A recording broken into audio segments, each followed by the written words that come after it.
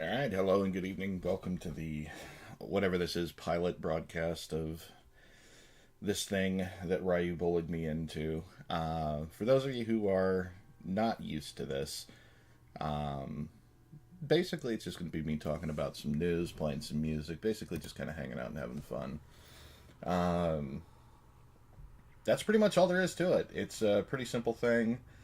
Uh, I fight against it mostly just to keep Rai and other people guessing. We'll get into some news. I've got a few things that I want to talk about tonight.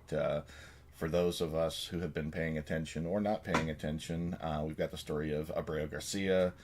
Uh, it basically deals with a bunch of immigration law and is going to put us on the right track for a few things, as well as talk about some other things that are going on around the world, including some Ivy League schools here in the United States, some stuff with China, Iran, all that good stuff.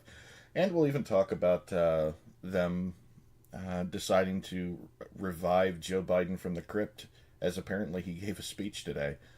That said, I'm going to go ahead and give us some time, let other people filter in here. Uh, can I assume I am not pro Trump? No, I absolutely am pro Trump, my man.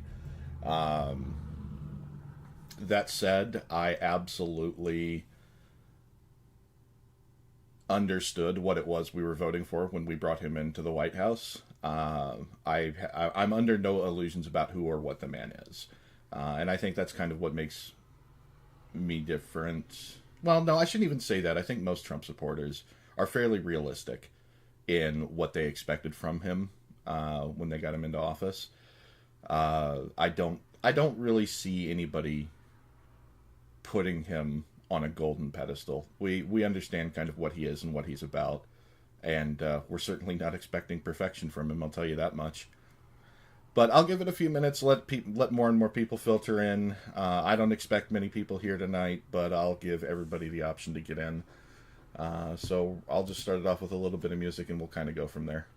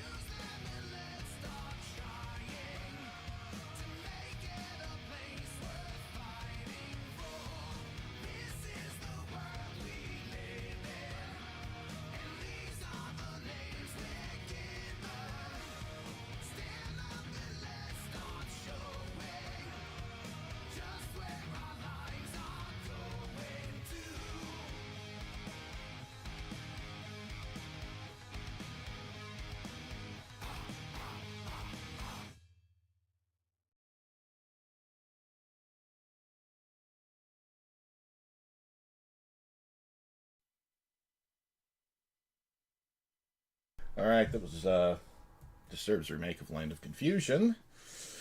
All right, and as promised, we're going to get into the news portion of this. So, Abrego Garcia, the depending on which side of the media you're reading this from, it was either a wrongly deported immigrant sent back to El Salvador, or if you're reading this from the right, it's illegal immigrant gets sent home. Depending on, again, which side you're reading these things from. So, Abrego Garcia, for those of you who aren't paying attention to the news, is a guy who, I don't even know how to say this without having a slant to it. He's basically been arrested and released 6 times. He illegally entered the United States in 2011, was given protectorate status in 2019, so 8 years later. Then some things have happened since then. Not to mention a bunch of his arrests. The last one, not even kidding, was him shooting a cop in the leg, and then they turned around and released him. Go figure. That's why they're trying to say that he's an innocent man, is because he's never been convicted, which is really easy to do when you won't prosecute anybody who comes in illegally. He is a member of MS-13, although the left is claiming that that is uncorroborated, even though it's not. There's all sorts of chaos surrounding this. It's the most highly contentious thing inside the news media right now. The left-wing lean in this is that given that he was already granted protectorate status, regardless of the designation of MS-13 being labeled a foreign terrorist entity, which is something the President of the United States did. MS-13 is a Venezuelan gang. I'm sorry, not Venezuelan. Although I think they do have people in Venezuela. It's basically the old Mexican cartel dialed up to 11. They're drug runners, human smugglers, gangsters, basically the worst of the worst in South America. They're bad enough to where, while we never labeled the old Mexican cartels as a foreign terrorist agency, Trump saw fit to do it.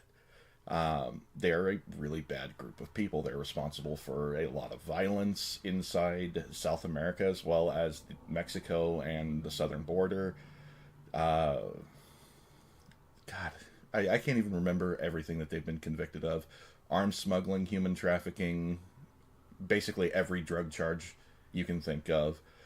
And they're international, which is kind of a bad thing. It's to say that they were the Al-Qaeda or the ISIS of South America would be generous. They are far more active and far more violent than either of those.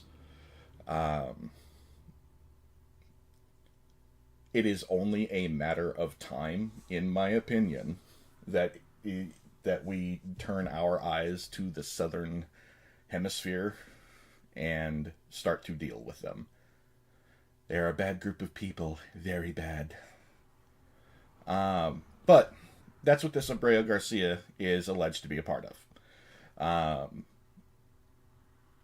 And for people not familiar with basic U.S. law, if you are determined to be a part of a foreign terrorist organization, you lose all protected status inside the United States. And that's kind of what the left is bitching about right now.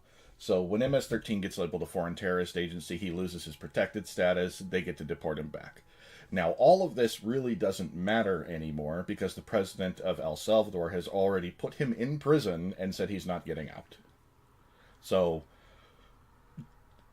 there's an appellate judge who is bitching and screaming about this, saying that the Supreme Court needs to do all of these different things and bring him back into the United States, which really is kind of a non-issue because if he can't get out of the El Salvadorian prison to begin with, he ain't getting back here. But the idea is to get him back to a United States port of entry and then grant him entrance back into the United States, which is really stupid. So why are we focusing on Abrego Garcia and not the other thousands of people that this has been happening to. I don't know why the left picks the people that they do. I'm certain there was a far less egregious option that they could have picked to make their poster child for this particular issue. But what they're trying to do is set a precedent. And precedents are important when it comes to law. I'm actually going to link this to Pokemon now, of all things, if you can believe it. Nintendo, a very litigious company, did something to Palworld not too terribly long ago. And it deals with the same thing. It deals with setting precedents. So, for those of you unfamiliar with Palworld, it's a very similar style game to Pokemon, where you go out and you catch things, you put them in a ball, bam, summon them back out, that sort of thing. Well, Nintendo winds up suing Palworld after Palworld has released, claiming patent infringement when the patent itself had been filed after the release of Palworld's game. And what they were trying to... They sued for some nonsensically small sum of money. I think it was $64,000 total, something along those lines. But the point is to set a precedent. Because if you can set a precedent into law that you can file a patent after a game's release and then turn around and sue them for violating the patent, even though the patent was released after the game, then you can turn around and use that ruling as a cudgel against everybody else. And that is essentially what the left is attempting to do with Abreu Garcia. They're trying to say that no matter what his status or affiliation is, that because he was given protected status prior to MS-13 being labeled as a foreign terrorist organization, that they can bring back any MS-13 entity back into the United States. And that's a really dangerous thing. Imagine... Yes, so I've been saying something like, look, it has been done before already. Yes, that is actually quite literally the definition of legal precedent. So that's why you have all of these different legal cases that are super, super important. So obviously the big one is, one of the big ones is Terry versus Ohio. If memory serves, and I hope I'm thinking of the correct case, Terry versus Ohio has to deal with the difference between reasonable suspicion, probable cause, and what the cops can do in both of those circumstances as far as your detention, searching you, and arresting you.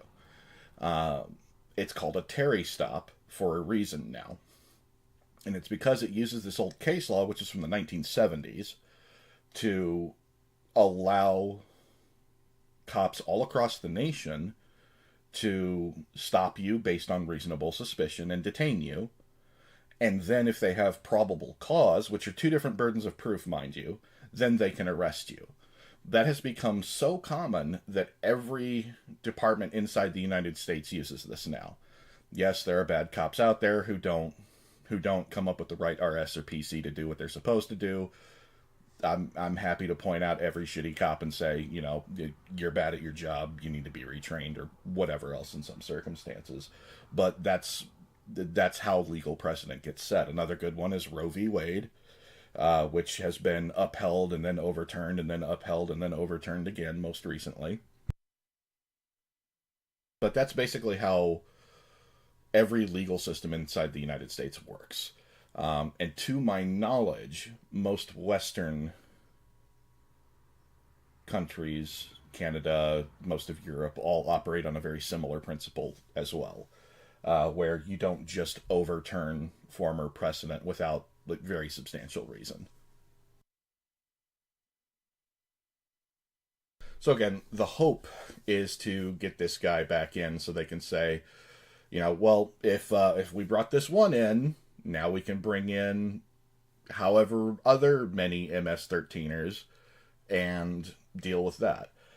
We've already seen some of the effects of MS-13. A couple months ago, something that was actually pretty close to me, even though I'm in Tennessee now, I grew up in Denver, Colorado, and out in Aurora, which was not that far from where I lived. The MS-13 gang just basically took over a couple of apartment complexes, and the cops just didn't do anything because they were terrified of being labeled as racists and all this other shit. It's part of the reason that we have this return to normalcy. I haven't heard any updates on that recently. I'm hoping that they got everybody out of there, but it is Colorado, so I am not terribly hopeful. Love Colorado, but it has a very big problem in that a lot of refugees from California wound up there. So it slanted the politics pretty badly. So anybody who thinks that that's not something that can happen, it absolutely can. That is exactly what happened to Colorado. All right. I'm going to go ahead and slide into another one here. If there's any other questions about Abreu Garcia, I'll try to clarify them. Just go ahead and ask me through the next music. Once we get done, we're going to talk a little bit about tariffs and how those have affected the world.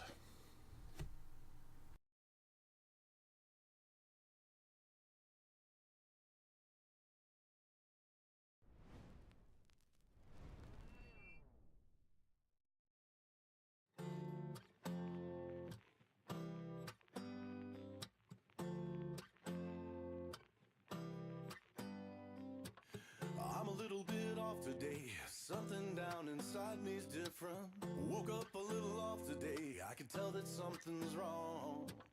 I'm a little thrown off today. There's something going on inside me. I'm a little bit off today. A little bit off today. I'm a little bit off today. Little bit off. See, I'm a little bit off today. I cannot put my finger on it. Got up a little off today just to play that same old song. I don't really want to try today. I see nothing in my reflection. I'm a little bit dry today. I feel like I could die today. I'm a little bit off today. Feel like I could die today.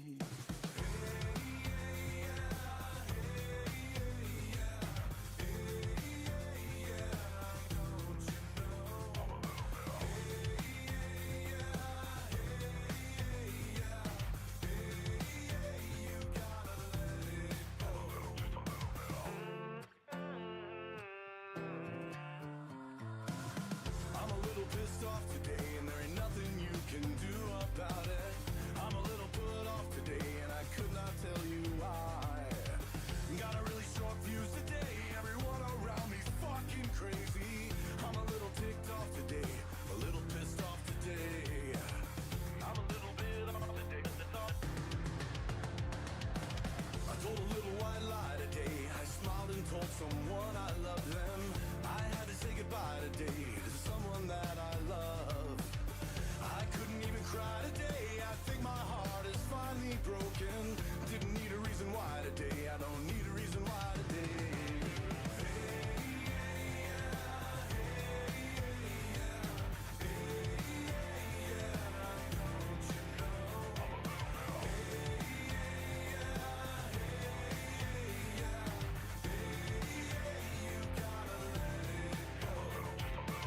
I got a little too high today. Got lost inside a sea of madness. Crashed a little bit hard today. Crashed a little too hard today. Everybody sing.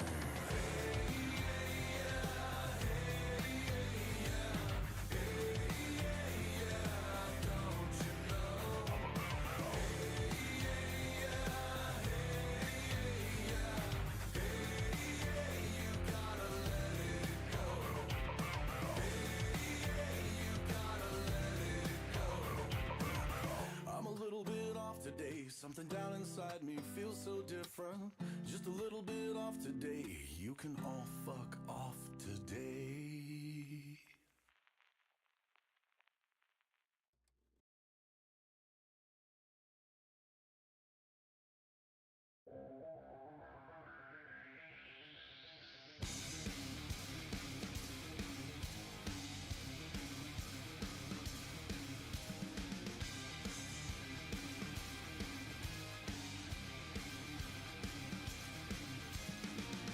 Listen up, there's not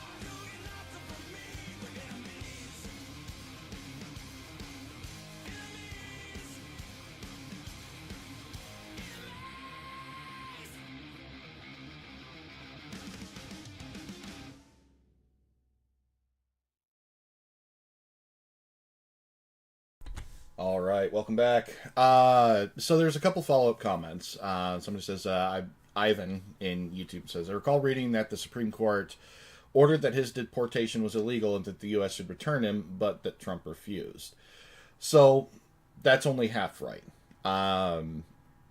The Supreme Court did rule that the U.S. should attempt to facilitate his return, and they did not give a deadline. And truthfully, that is going to that's going to come down to whether or not the El Salvadorian president bothers to release him in the first place. We have no control over that. We can't hold a gun to the head of the president of El Salvador and say, "Give us this guy or else." It's on him. Just as much as we wouldn't tolerate, I don't know, if Canada decided to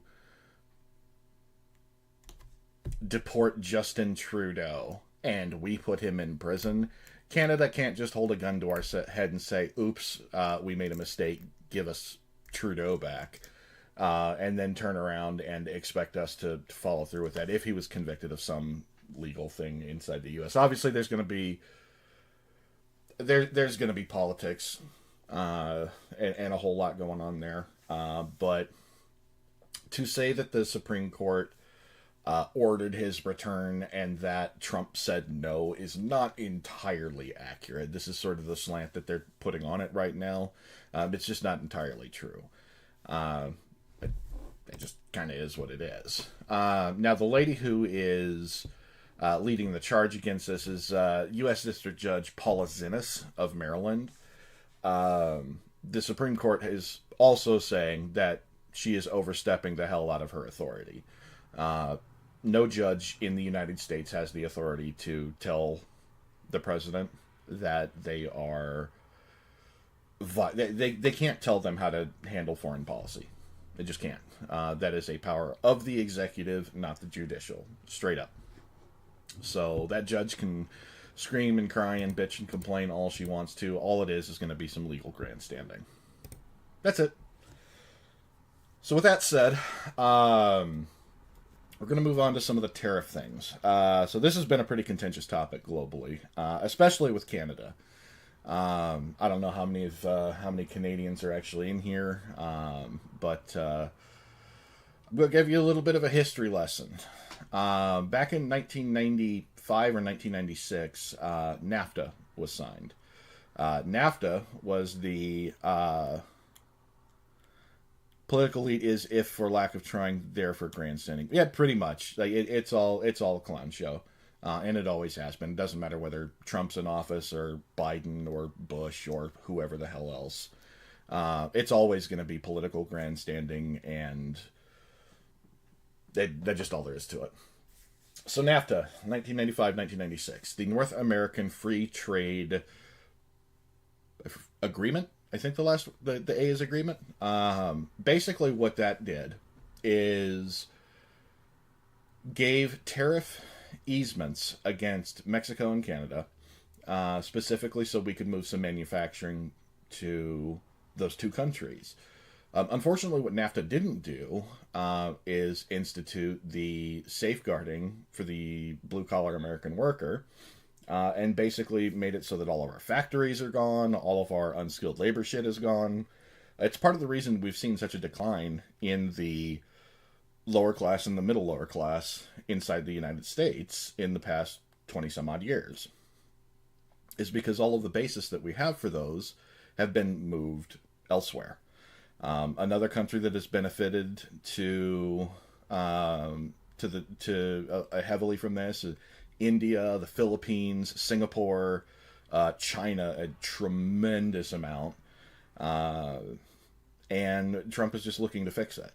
As well he should. Those of you who think that this is somehow unfair, yes, blue collar is very much your average Joe. It's the people making, I believe at last... so poverty level inside the United States, I believe, is $19,000 a year. Anything under that is considered poverty level. Your lower class is probably between 17 and 30. Middle class is 30 to 60. And middle upper class is like 60 to 90. So basically, it's affecting most people who are or were making less than $60,000 annually. That tends to be what blue collar is. Uh, the other thing that you could call blue collar are people who work specifically in trades, although that is not entirely accurate because trade skills are very well paid right now, and I'll get into that a little bit more if I talk about education at some point, which I absolutely will. It's one of my major passionate things that I talk about. Education is a very big deal, but we'll get back to that. So these tariffs are designed to make it impossible specifically to export things into the United States without paying additional taxes on it. And what that does is that incentivizes people to actually put their plants inside the United States so United States workers have something to do. It's part of the reason we've seen such a rise in Mexico in the last 20 some odd years.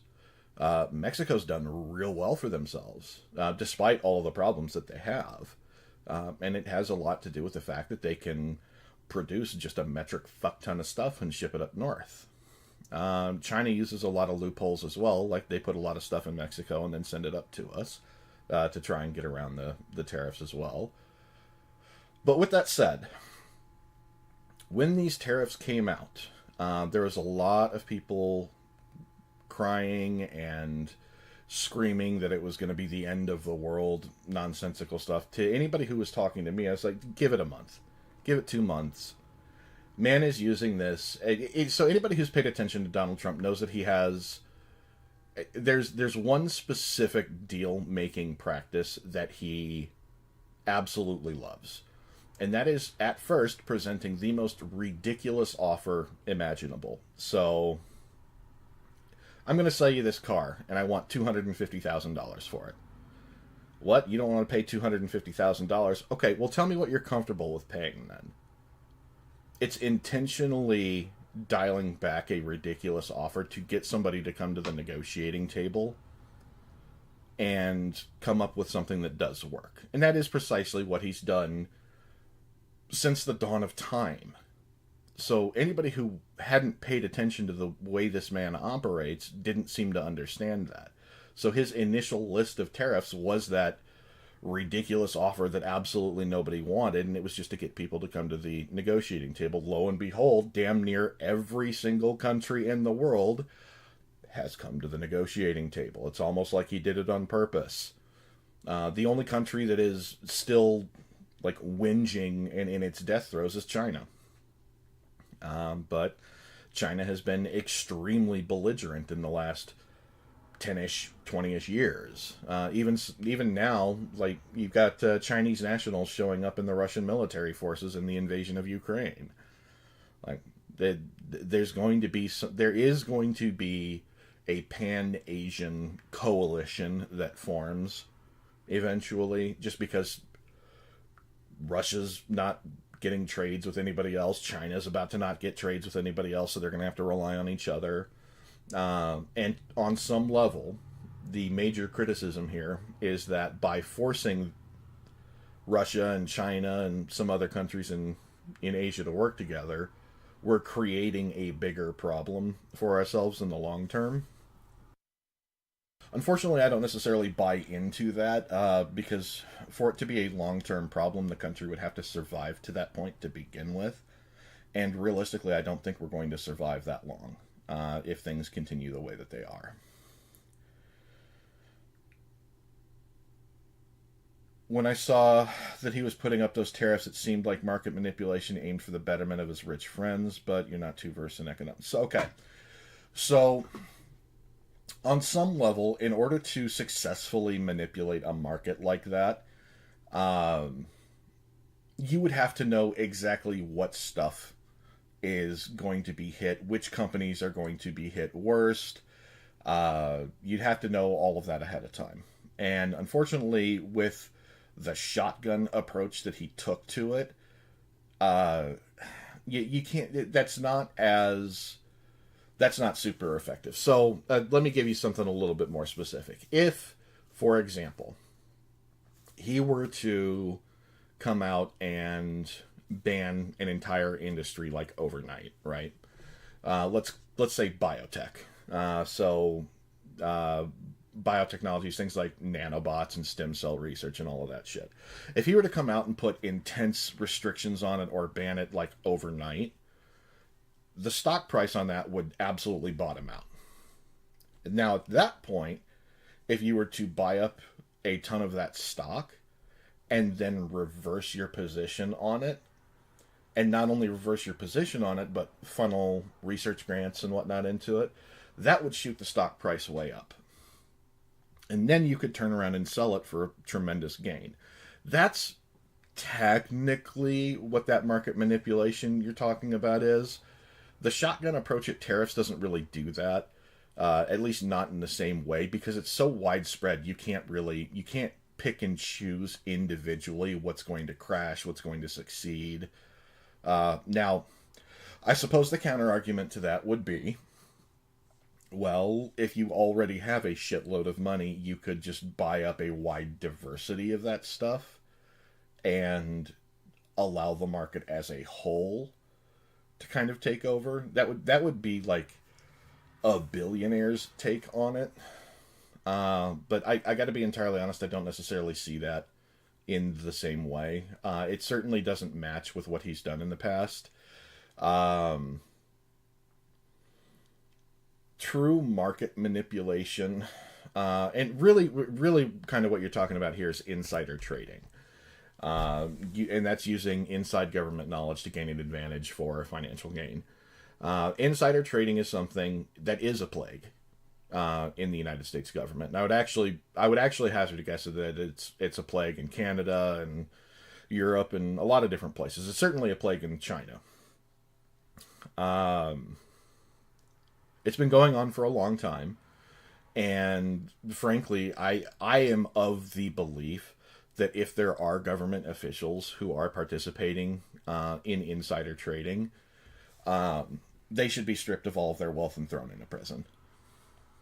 Like, just full stop. That is not what it means to be a public official.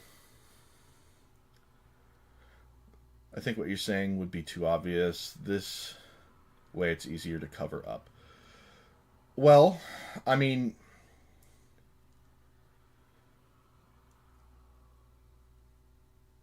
that is extremely tricky to do. Insider trading tends to be very difficult in and of itself to catch because the court burden of proof is so high. You would have to be able to prove that beyond a reasonable doubt that you had the means and availability as well as the motive to do it. The burden of proof for this stuff is extremely high. That's why you never ever see anybody in Congress get busted for insider trading. I mean, let's look at Nancy Pelosi. She's been in politics for the better part of 40, 50 years. And her family's net worth has gone up by like $400 million, something to that effect, right? She was the Speaker of the House for a bulk of that period of time. And her husband is quite literally a stock trader, a day trader. That's what he does.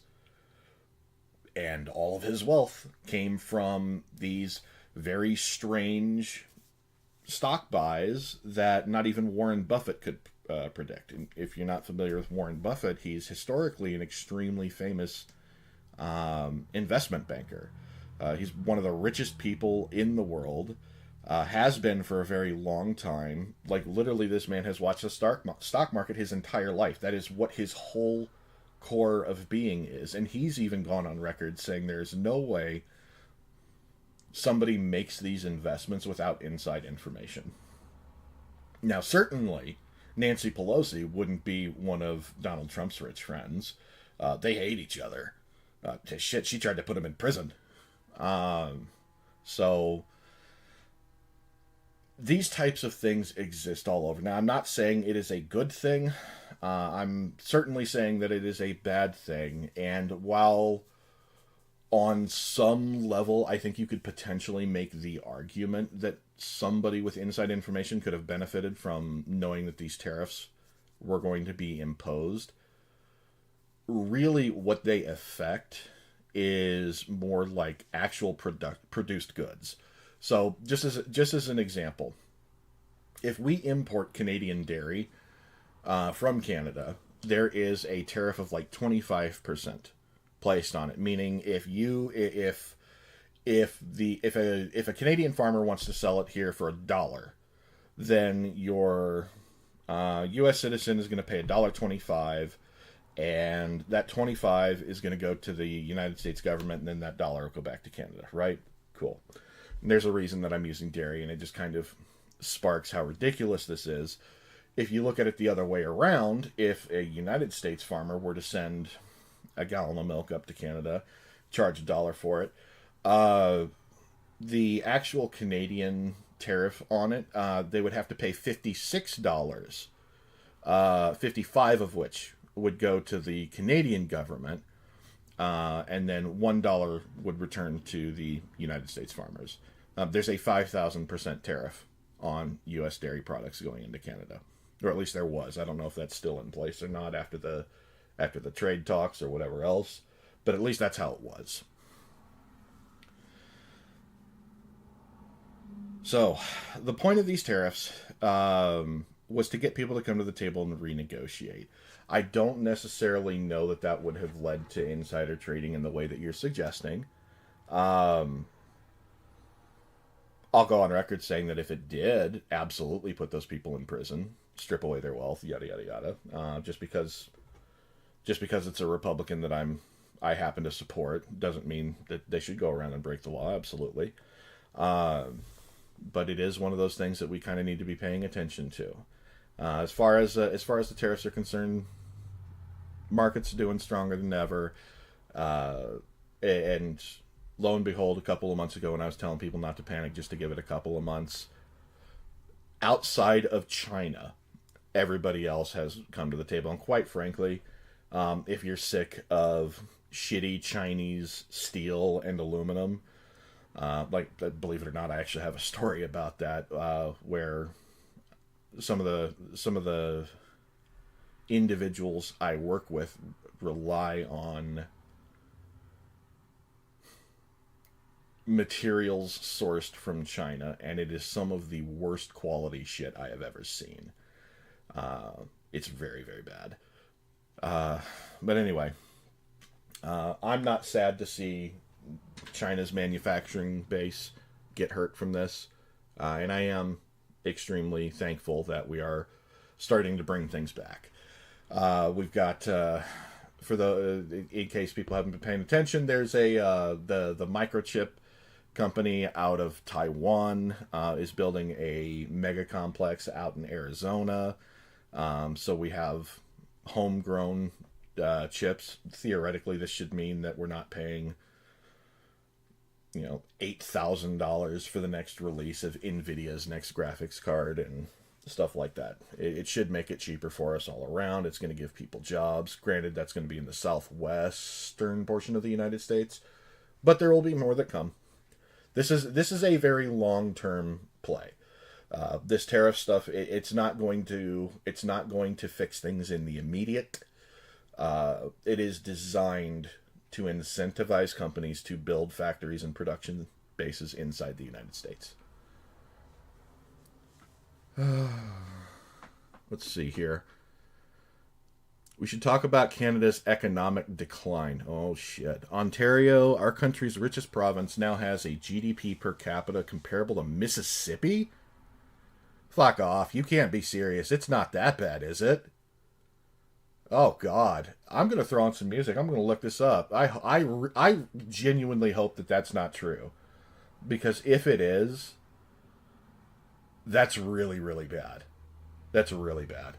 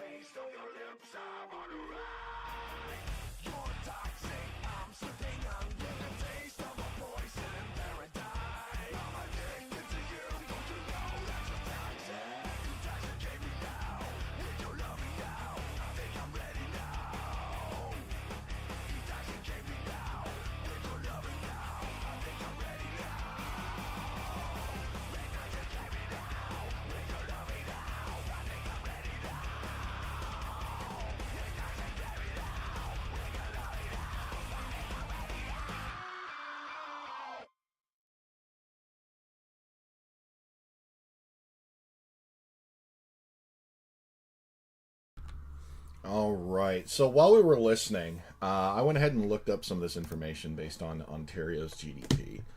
And Mike, I'll kind of tell you what I found here. Um, so over the so the what I'm looking at is showing information from 1960 to 1989 and then 1990 to 2022.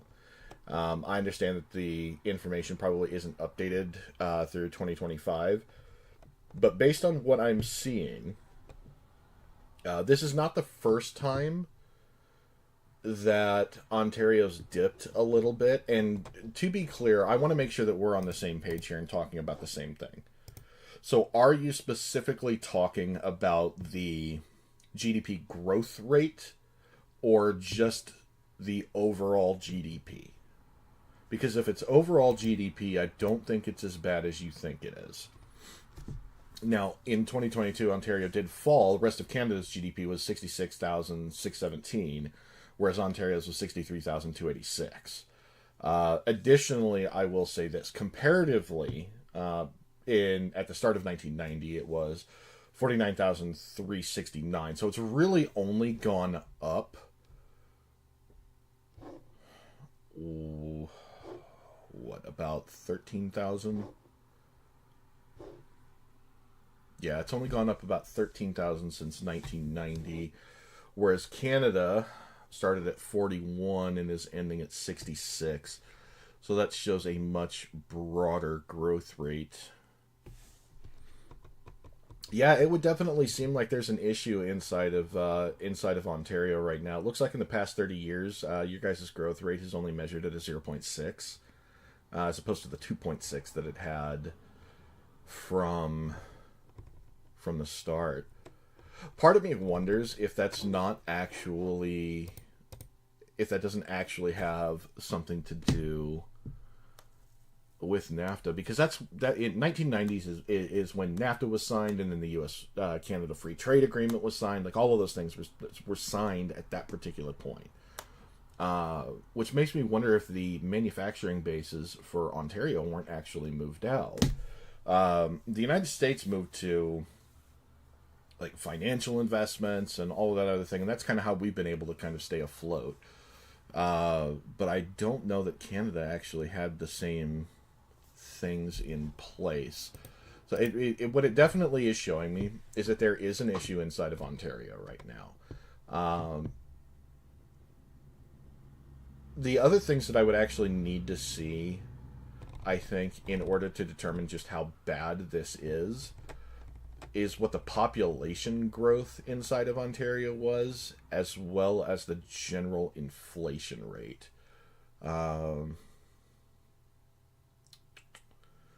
Because that would tell a slightly different story than just the GDP growth. So Ontario is still growing, it's just not very fast. And maybe you can provide some of that context for me. What is the population growth inside Ontario look like from 1990 to 2022, and what does the inflation rate look like from 1990 to 2022? Because that's also going to tell us some things. Because if the inflation rate is greater than 0.6 cents per person, or I'm sorry, 60 cents per person roughly, which I'm almost certain it will be, then yes, that does show a decline. And that's definitely not a good thing. So there's definitely some things that we're going to have to take a look into in order to get a better economic snapshot of Canada as a whole. But there's only so much I can look at in the time between these songs. All right. So let's talk about some other things now.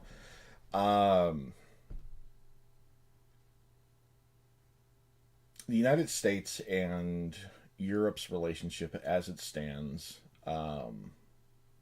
is an interesting one. And Ivan, I know that you stated you're from Croatia. I'd be interested to hear what the general sentiment is towards the United States, just from a Croatian standpoint.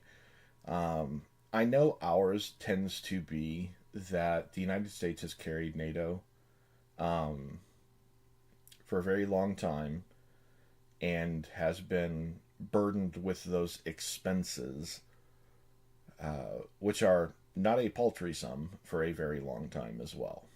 Yes, there are detachments from Great Britain and France and Italy and Germany, but those detachments don't ever really wind up being as substantial as U.S. contributions do. Now, obviously, there's going to be some back and forth on this. The United States is a far bigger country, landmass wise, than any single country inside Europe. So we're obviously going to be expecting some different numbers here and there, but realistically, it should be proportionate to landmass size, population size, all of that other stuff, and that's not. It's definitely not one of the things that we've seen historically since the establishment of NATO. Additionally, with the what looks like a European revival in arms and armament, because there are plenty of countries over there that are starting the process of rearming themselves, not the least of which is Poland, or as one of my personal favorite content creators calls it, Little European Texas. Poland is fucking nuts. I just look at some of the things that they've done, and I think, yeah, if we had a foreign policy like that, none of this shit ever would have happened to begin with. They're wild. Poland is challenging somebody to fuck around and find out. Because I don't think that they're going to forget what happened back in the 1930s, ever. Like that is almost a genetic memory at this point to never allow that to happen again. And who can blame them, really? For all the bad shit that happened around the rest of Europe, Poland had it really, really bad. Those of you not familiar with World War II history, Poland basically got rolled over in 3 weeks and then mistreated for the rest of the war. France got run over pretty bad as well, but they never had the same harsh treatment that the Polish did. So in more global news, the U.S. has actually clarified that it is seeking the complete end of Iran's nuclear enrichment program, and those talks are set to resume on Saturday. This is a tiring news article, and I'll explain. Support a few in our war, but let you think about it for a few minutes. Yeah, okay, that's good. But yeah, absolutely. Just take your time. I'm genuinely curious how a lot of European nations actually see us, because you get a lot of this historically, where it's, oh, the United States is a young country, you have no history, you have no culture, you contribute nothing to the world, and all of us over here just kind of look at each other going, well, the fuck are you talking about? The country itself was established in 1776, and sure, it was a British colony, but a lot of the countries over there, not necessarily as young as, or I'm sorry, not necessarily as old as a lot of them want to pretend to be.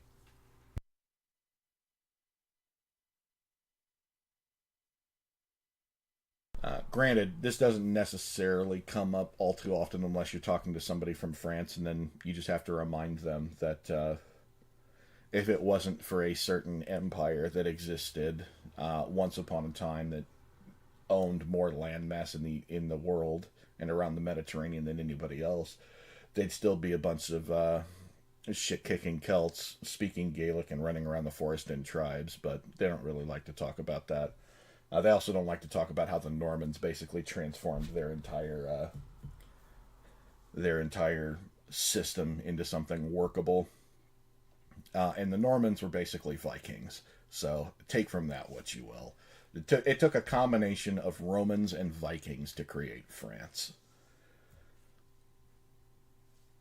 All right. So, going back to the Iran nuclear enrichment program, I know that this is going to be touted as some great thing that Trump is doing, but it's never gonna. This is not going to happen. Iran isn't going to just end their shit. They're going to claim that they will, and they'll move all of it underground, and they'll just shoot people as they finish with them so that nobody can leak the information. But they've been talking about ending Iran's nuclear stuff since, what, the early 2000s. This is never going to go through. And all you have to do is look at how belligerent they've been in dealing with the Houthis and dealing with Hamas, and it's just a very, very tiring point of contention. They're never going to get rid of it, especially after the shit that North Korea did. Like, I'm going to be entirely honest, the fact that we weren't tougher on North Korea and dealt with them in a much more direct manner basically let North Korea enrich its own supply of uranium and give themselves nukes. Now, granted, they have shitty missile tech, and it's never actually going to really be a threat, but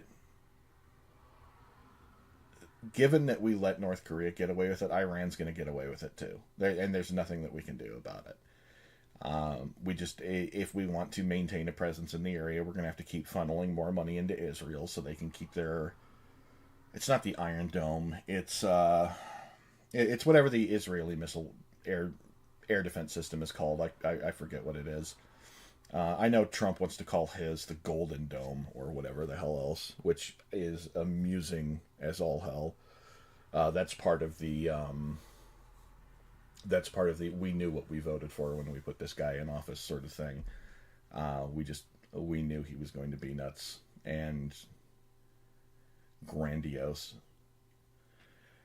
But it is what it is. Don't expect much to come out of this Iran nuclear deal thing. Nothing ever really comes out of it, even though Trump has talked about it twice. Biden talked about it on some level. Obama talked about it, and even Bush talked about it. Now, granted, I don't know if Clinton ever did, but that's really neither here nor there. All right. Some other stuff around the world. The U.S. Department of Interior has transferred land to the U.S. Army along the U.S.-Mexico border as part of the migration crackdown. So, here's another thing that I kind of predicted coming in. As we shut down more foreign bases, they're going to need somewhere for these military troops to go. So they're going to start setting them up along the U.S. border. This is an escalation in fuck around and find out from our end. Because if they think that normal cops are difficult to deal with and normal border patrol agents, boy oh boy, they're in for something different when they start dealing with the United States military. Military gives no fucks. You have no rights when you deal with the U.S. military. You get straight in the clink, and then you deal with a military tribunal who really isn't subject to jurisdiction or laws. They're part of the Homeland Defense system. So they are governed by the Department of Homeland Defense. So good luck there. So Trump has also said that Harvard's tax-exempt status could be revoked and its federal funds cut as the university refuses to comply with the administration's demands. So what does that mean? So for those who have been paying attention, this has to do with Title IX, it has to deal with DEI, it has to deal with affirmative action. There's a lot of different things in here that Harvard has been notorious for in the past 15, 20 years. In particular, their refusal to back down on Title IX, which is men and women's sports being a distinctly separate set of events. Having them be distinctly separate is extremely important. Obviously, you don't want men in women's sports, and more particularly, this comes down to the issue of transgender individuals participating in women's sports. I am not trying to get canceled on my on my pilot episode throughout all of this. But I will tell you right now, if you're transgender, you don't belong in women's sports. You just don't. Like, I don't know how anybody could have a different take on that. If that offends you, I'm not sorry. I think all of us are done playing into this mental gaslighting that has been going on for the last 10, 15 years. Men are stronger than women. Men are more athletic than women. That's been a well-documented and known fact for the last, 12,000 years. Even longer than that. 14,000-ish. Whatever. So to say that magically changing a pronoun from him to her somehow makes you eligible to participate in a sport where you have a distinct physical advantage, you're a fucking idiot. I'm just going to be point blank with that. Because I don't know how to softball that one in.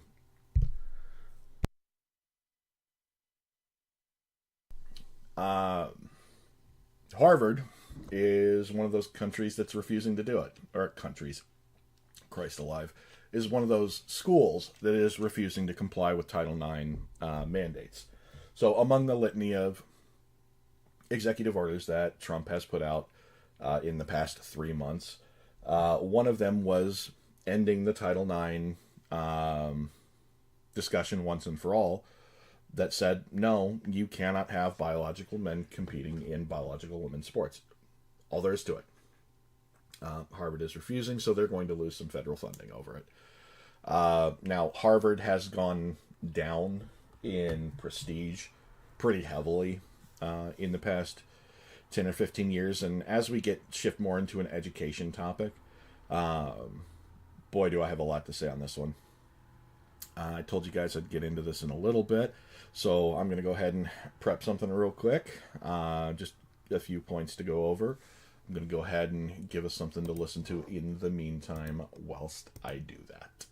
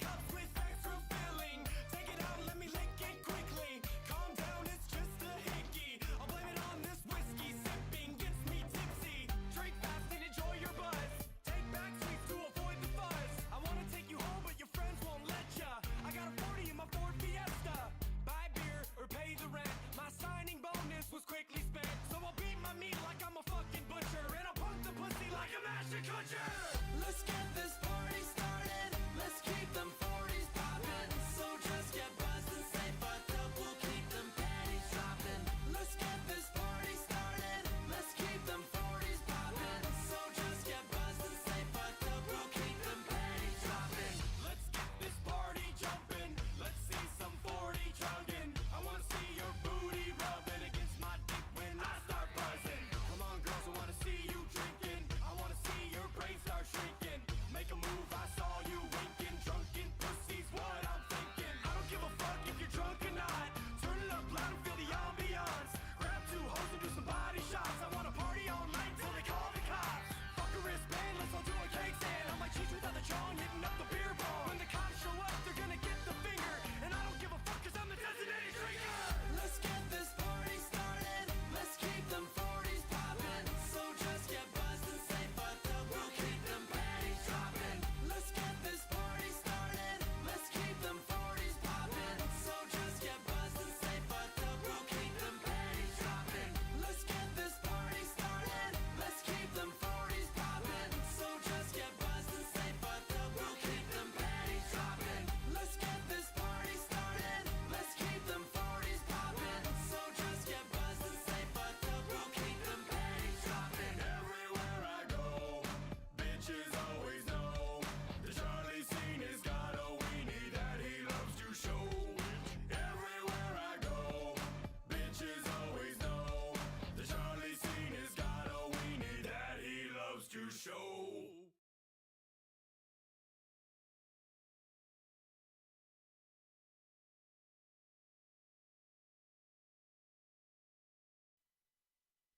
All right, welcome back. I'm going to go ahead and kind of address one of the things that we are seeing here. In particular, the feedback from Koodle. At least I think that's how I say your name, Chief. Koodle. Could be Cuddle. Not really sure. So let's go ahead and go over this. Many people see the U.S. as a symbol of innovation and entrepreneurship. We think that our social safety nets and quality of life are much better than the USA, and we think that your way of life and work balance is awful. I would like you to specify, if possible, what in particular you mean by way of life. Way of life is a very broad term, and I want to make sure that I'm getting it right. I don't want to misrepresent or misquote anything here. Your foreign policy is often discussed, and we recognize your support in having our independence in NATO, but some of your politics are overbearing or unilateral. I agree with that. Many of us and Europeans are conscious of the fact that the U.S. has a significant global power, but in the last few years it's become a more popular tourist destination, and the locals are starting to use dumb Americans due to lack of common sense. Right, so I don't necessarily think that that's an American problem. I think that that's a tourist problem. We get the same people over here, people that show up and they do not adapt to the way the U.S. does things. I think we can all agree that to use a pretty normal way of looking at things, if you were to go over to somebody's house, one of your friends or whichever else, then the expectation is that when you show up to your buddy's house, you follow whatever rules they have in place. This is something that we should be seeing for tourists as well, but is oftentimes not done. So, just as an example, you probably have very loud people from the United States showing up and basically acting very American. I don't really know how else to say that. We're not the quietest people in the world. I absolutely understand that. These people probably also are not conscious of the way that Croatia does things. And that's really not necessarily a malicious thing. It's more of an ignorance thing. It's something that you see a lot from tourists in Japan as well. They're often very loud in public. Japan has a very, very stratified way of doing things and disruptions to that social order are very, very noticeable. And so you get a lot of American tourists that get themselves in trouble doing something really fucking stupid in Japan, or they catch looks and all of this other thing. It's part of the reason Japan had such a negative opinion of Americans for a long time, is because all the tourists that showed up were American. Like, not necessarily bad, just not Japanese. And that sort of social culture shock can cause a lot of different issues. So trust me, I'm very aware that we have stupid people that go out and do things in Europe, all across the world, and every country has that. Though I would probably agree that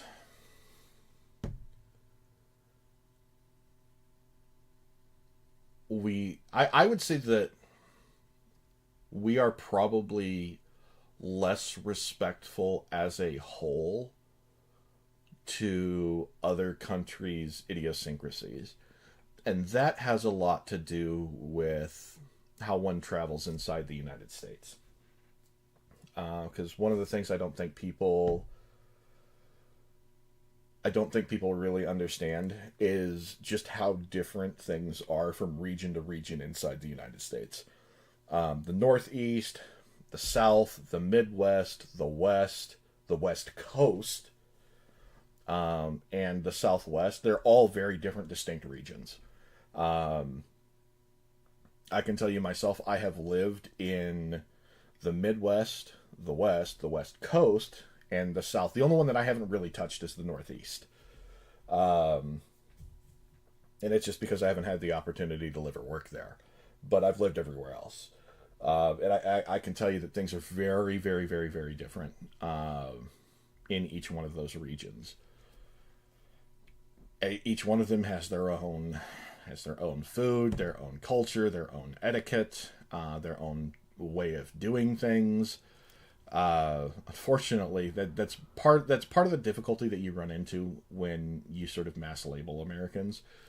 Mostly because I think a lot of the time, at least Southern Americans from the South or from the West Coast, if they were to go to a different country, I don't think that they would be as disruptive as, say, people from the Northeast or people from the Southwest. Southwest is very loud, very bombastic, very boisterous. And the Northeast is more of a... language is less specific and far more feeling based.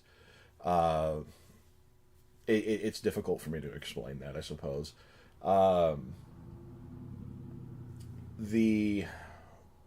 As you get into this and you say way of life, meaning have a fast-paced and results-driven culture that's on productivity, long work hours, and career advancements, I'd 100% agree with you.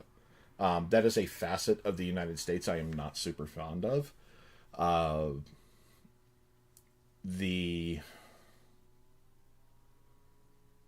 So one of the things that you've even been seeing in the last 5 or 6 years, and this is more prevalent with both millennial and Gen Z, not so much a boomer thing, and Gen Alpha hasn't really hit the workforce yet, so they haven't really had the opportunity to sort of establish a generational motif there. But you have this thing called quiet quitting. At least that's what the media labeled it as, where when you go to work, you are there for 9 to 5 or 8 to 4 or whatever else. You're there to put in your time, and then you turn your phone off. You don't think about work after you're done with work. And there's a lot of people that don't particularly understand, why it is that you feel like you shouldn't have to work in overtime and all of these other things. And it's a holdover that really comes from boomers and to some degree Gen X Now, granted, by the end of Gen X, that sort of faded out. Um, but when you say you value a slower pace, and you place a higher premium on leisure time, family, and social life, truthfully, I'd actually like to see that kind of return to the United States. In some places, that's a little bit more prevalent. The Midwestern portion of the United States is definitely like that. While it is, while you do see some people with that go go go sort of mentality, the Midwest isn't really like that. It's a much more grounded. It's a much more grounded in sort of the nuclear family structure than it is elsewhere. And I definitely see the bulk of what you're saying. That's more of a northeastern and west coastern thing, where it's all go go go, time is money, always be hustling, always try to close a deal, always try to sling something. That's very much a northeast and a west coast style of things. So I think those folks are probably the most disruptive when they wind up in a place like Croatia, where it's like not that knife edge all the time. And sure, there's going to be a little bit of ignorance on both sides, but I don't even necessarily think that ignorance is necessarily a bad thing, because to me, that's an opportunity to learn. Like for myself, if I were to ever visit Croatia, I would obviously stick out like a sore thumb. I don't speak Croatian. I'm obviously very white, a deep American accent. Like all of those sorts of things would paint me as the foreigner. But to me, if I were to visit a foreign country, what I am going to that country to do is not necessarily just look at the buildings or go shopping. And I think it's kind of a difference in how I personally view travel. If I were to go somewhere else, I would want to absorb what it means to be in that culture. Right? A lot of what I'm doing is I'm going to be looking around and watching the environment and seeing how people are doing things and trying to match that in some way. And I think that's a consideration a lot of people who travel don't take. They view it as a circus or an amusement of some sort. That's kind of an unfortunate way of doing things. I would really like to see people take it a little bit more seriously and not just, I don't know, view it as a sideshow. Even though that's what a lot of tourist stuff kind of points to. Deeply unfortunate, but there's not really a whole lot you can do, because you're also trying to set other people's expectations and get them to behave in a specific way. I'll tell you a couple countries, like just tourist wise, like a couple of countries that I would actually absolutely love to see. Russia is one of them. Because I think just of the pictures I've seen of like St. Petersburg, it looks like a beautiful city. Moscow looks like a beautiful city. And I'd even like to see some of the countryside stuff that's out there. I'd love to visit some of the. Well, no, you're right. Sightseeing and traveling, and not, or I'm sorry, yeah, they're not necessarily the same as tourism. But I also have no intention of ever going to another country just to treat it as a spectacle. There's actually a lot of places inside the Balkans that I'd like to visit. I'd never actually considered Croatia before. And I'm sure you could give me a litany of things that would be good to see, but Romania, Belarus, Slovakia, a lot of good places in there. Italy, I'd love to see, just like old Roman stuff. Like I'm not necessarily, I don't care too terribly much about all of Italy as a whole, and I don't necessarily care about like the papacy. But I would kill to be ground zero at like some of the old Roman ruins. I've never really wanted to go to England. Germany would be okay, but I wouldn't ever want to hit one of the big cities of Germany. It'd have to be one of the smaller ones. just because I think in everything that I've been told is Berlin is almost an entirely different country than the rest of Germany. France, I have no interest in. There's a lot of things in Spain I'd like to see, actually. Portugal, Ireland, Scotland.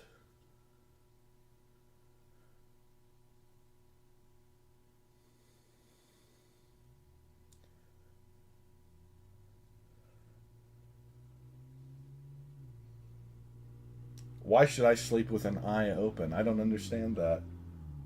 Are those places more dangerous than one would let on? Or are you telling me that I wasn't referring to Italy as a Balkan state? I moved from the Balkans on to Italy.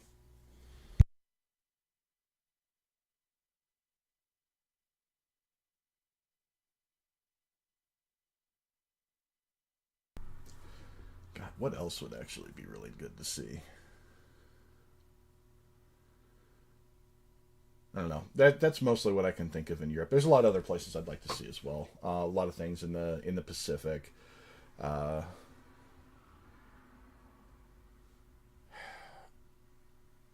I wouldn't even know how to quantify these. Mostly islands that existed in the Majapahit Empire. Um, so we're talking more like, I don't know, South Vietnam, Thailand, but not necessarily the cities in there. I don't know. A lot of stuff that I'm tied to comes from either old history or something in countryside living. Oh, you know what? There is actually some place I'd actually like to see in England. Wales. Absolutely no interested. Not interested in the rest of Europe. No, no, no. I wasn't saying. No, I wasn't saying that Italy was a part of the Balkan states. No, no, no, no, no. I'm not that American. I actually understand geography. Um, no, I was differentiating them. I would like to see some of the Balkan states. And then separately, I would also like to see things like Belarus and Italy and all these other ones. No, I understand that they're different.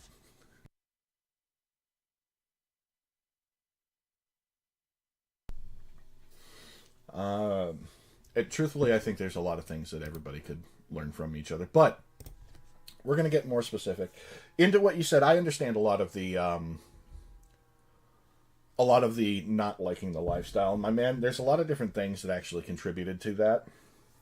Back in the 50s and 60s and 70s and so on, there was this real targeting of the nuclear family inside the United States, which is, family's less important.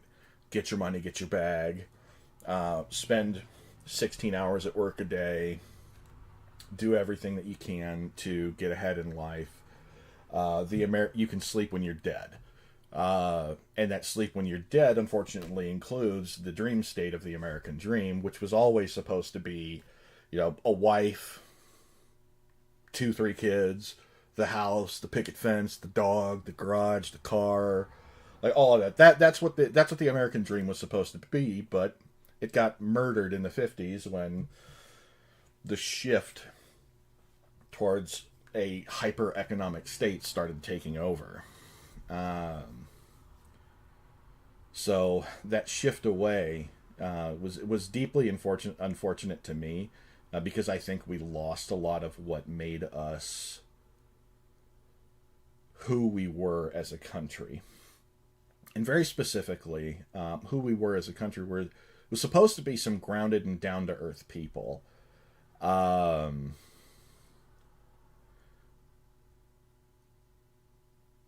well, so right, second and third wave feminism were a part of that attack. So if you're not super familiar with what he means by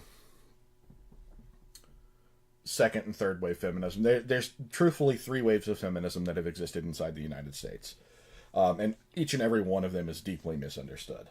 So the first wave of feminism existed inside the 1920s, and that was the women's suffrage, the right to vote, all of that other stuff, which again is one of the most deeply misunderstood parts of U.S. history. So I'm going to do my best to paint this in a picture that makes sense. Historically, in the United States, prior to the 1920s, one household, one vote. That was the idea. It was all broken down into a household and then a vote. Well, who winds up being the head of the household in almost every single circumstance? The guy. So that's where men voting kind of came from. That was just the way it was. When we get more into the 20s, it was, oh, well, women should have an equal say in vote. And a lot of women actually didn't want it. And there's a very specific reason for it. It's because along with voting, you had to do things like volunteer fire department work, registering for the draft to fight in wars, all this other shit. And then what wound up happening is that the 19th Amendment, 20th Amendment, I don't remember which one it was, passed. Women got the right to vote, but they never got any of the responsibility that was tacked onto that. So they got the right to vote, but they never had to register for the draft. They never had to volunteer for the fire departments. They never had to do all this other shit that came along with it. So that was first wave feminism. Second wave feminism hits in the 50s and 60s, and this is where you see the images of people standing outside college campuses burning bras and all this other nonsensical bullshit, where they were pushing for, more specifically, it was like equal representation inside workforce stuff. And again,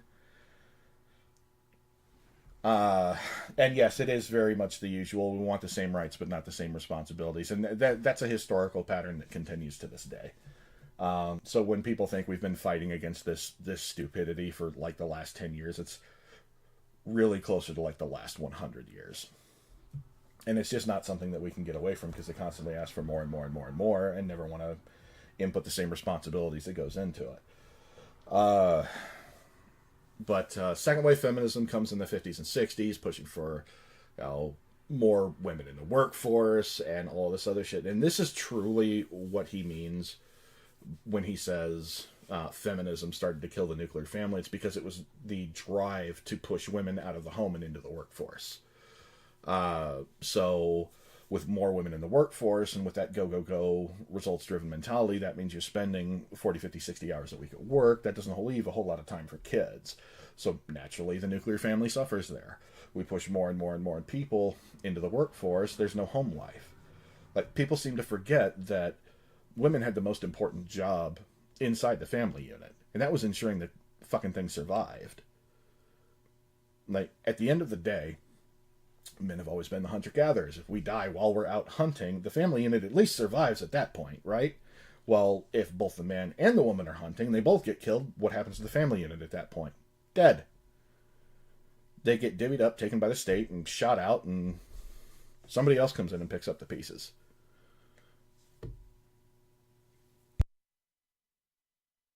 So that's kind of where the destruction of the nuclear family even comes from in the first place.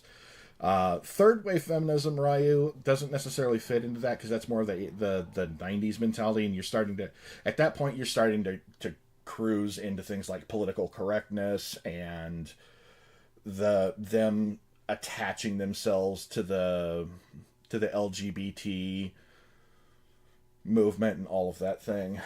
And yes, that is a very apt statement. This is a man's world, but it would be nothing without a woman to care. Absolutely. This is kind of, it takes two to make a home work, but those two come in very different responsibilities. And a lot of the things that you see people say, like, historically, this is actually not something most people know. Historically, do you know who the richest people in the world were? Women. It was almost always women.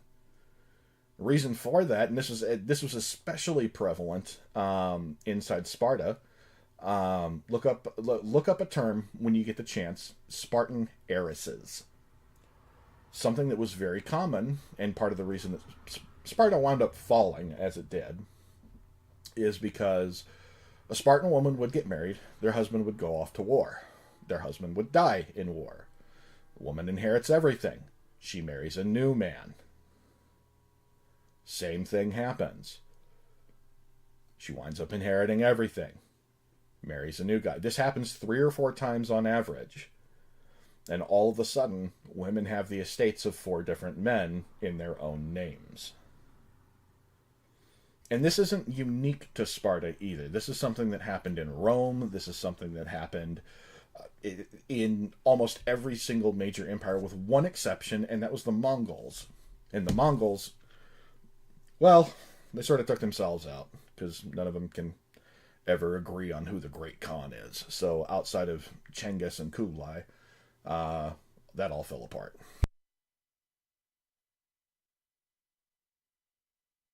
But historically speaking, that's how the Epicurus. It's possible. Um, but yeah, like as we get into more and more modern times, you have these psychotics that just want to destroy everything that has made people people for the last million years or so.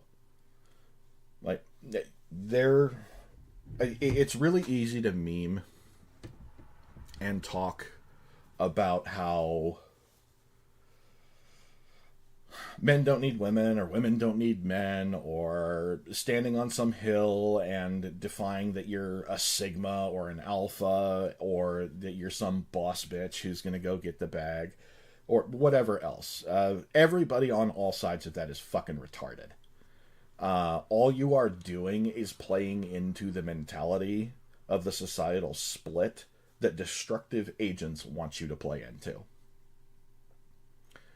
If you want to stick it to them, and I'm assuming it's going to be mostly men who listen to this. I can't imagine women are going to tolerate my bullshit for very long. But if you want to stick it to them, find a good woman. Have some kids. Be a one-income household. And do everything that you can to get there. Now, obviously, in today's climate, the one-income household is not, at least in the United States, you might be able to get away with this in, like, Croatia. But in the United States, a one-income household is a bad thing. If you don't have kids, there's no reason to be a one-income household for the most part. We have all the tools necessary to make sure that you can manage your home stuff without necessarily having to spend 6 hours a day going out and milking the cows and mowing the lawn and all of that other stuff. It's just not necessary anymore. So 2-income household is good until you have kids. And then at that point, you should have enough squirreled away to where you can manage that without it being a crisis. That said, there's a reason that most of the people inside the United States who end up in poverty are having kids out of wedlock or all this other stuff. Like, it all feeds into itself. All right. I'm going to let you guys catch up there. I am going to go ahead and get one last bit of music out, and then we'll come in and we'll close it down. We got about 10, 12 minutes before we're going to give this, we're going to shut it down for the night.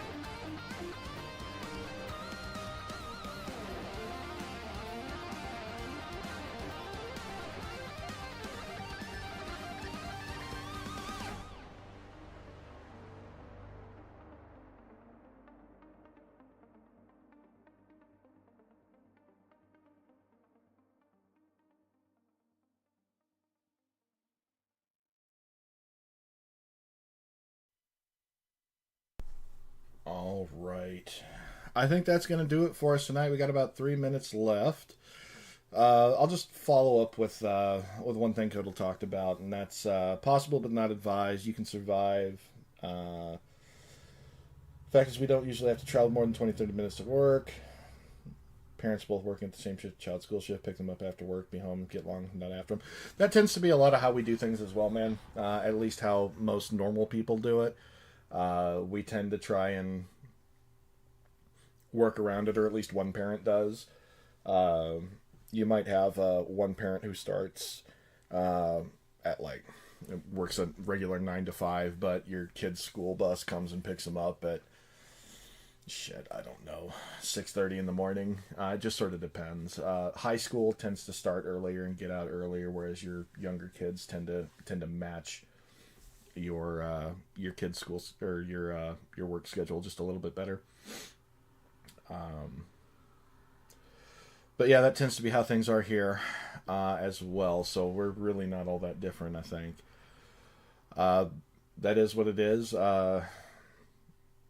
I do want to say thanks to everybody who kind of came out and listened to this on the first night. It's not the best production quality in the world. But it's definitely a proof of concept. It's something we'll do a little bit more often here moving forward. It actually gives me something to do on Tuesdays when I don't really have a whole lot to do anyway. So look forward to this more and more. I know that Ryu's going to be here shitposting with the rest of them pretty consistently, given this is what he's been clamoring for about a month. So you're welcome, you little shit. This is my nightly message. Bully Ryu. He deserves it. Other than that, you guys have a wonderful evening. Thank you so much for joining me, and I look forward to seeing you guys out there. Take care.